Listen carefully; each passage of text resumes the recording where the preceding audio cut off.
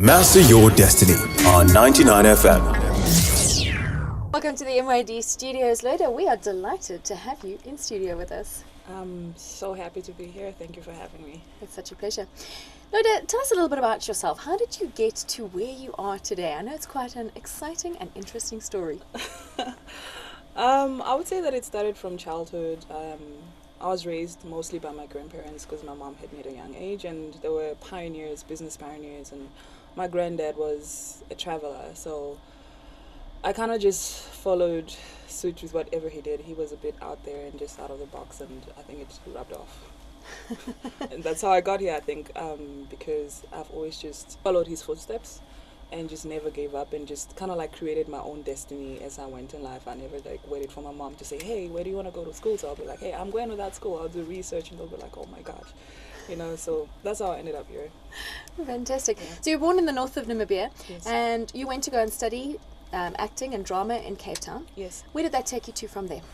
So after doing drama in Cape Town, I actually started off as a model. I was with an agency, acting agency, boss management, and they also had boss models, and they were like, well, you're kind of skinny and tall, like, do you want to like also do, because it's like two things, and you can get money and it's exposure and stuff at the same time. I was like, okay, fine, So I was kind of like stuck in modeling for a while, and people thought I was a model, and I was like, I'm a model, but I'm a writer, and I want to be a filmmaker. I'm an actress and all of that. But that's how I started off, and I started doing shows there and local magazines, and then local shows as well, like Stockville, and then eventually when I moved to Johannesburg, I started doing things like Generation and a whole lot of commercials. And then you decided to leave Africa and head off to New York. Yes, and then I think probably 7 years into my career there, I just felt very constricted, and not because South Africa wasn't great. South Africa was great, and I learned a lot of things and all of that. But I felt like I had more to contribute, and I really wanted a different platform, and I felt like it needed to be more colorful. I think just from the colorful life that I led, I had friends from all over the place that I had met in Cape Town and even like here in Namibia before, and I was like, I have to travel. I love traveling, and I was like, I'm going to travel, and I'm going to go and visit out there and just see what's out there and just put all my money in my suitcase and just go. When I left Namibia, or when I decided I was going to go and do film, when I was in grade 12 then, at Namibian high school, everybody, because I remember the teacher going around, is like, oh, so, tell us where you're going to go next year. Everybody was going to go and do stuff, teacher or lawyer or, amazing, beautiful stuff. And there I was, and I was like, well, I think I'm going to go and write. I think I'm going to go and do film and stuff. And in Namibia, we did not have, and it's still a struggle now, to, a film industry of any sort, and even like getting work. So everybody was just kind of like, what?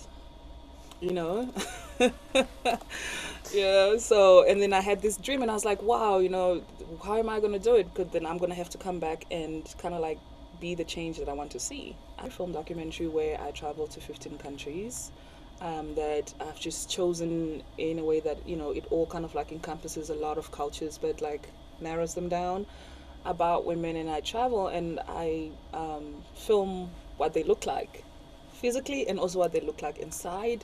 I look at the feminine identity and the spirit of sisterhood, like when women are together and are like, they're one-minded and they know who they are.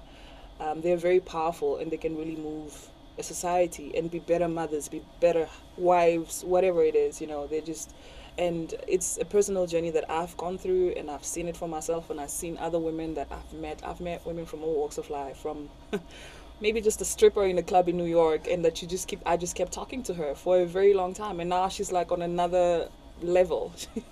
She's on another thing, and some women are amazing women who are dancers, maybe like, let's say, an amazing dancer in Beijing.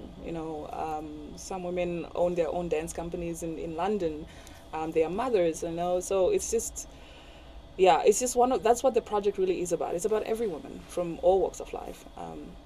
And just really filming what we look like, to remember who we are as women, to go back and really see that feminine, like spiritual, sacred divinity that was created in us originally. Because I feel like, especially in the world today, there's a lot of an identity crisis. And if you don't know who you are, if you don't know where you're coming from, if you don't know where your strengths are and your connection to everybody else in this context with the sisterhood and other women, we're lost, and we become ugly, and we are, we have competition, when we have all sorts of things that are ugly, and we perpetuate it even further. And I feel like it has to start with us first before we even go out into the world and say, hey, I need a man to be like this, I need you to be like this, I need a home to be like this, we want to run a country like this.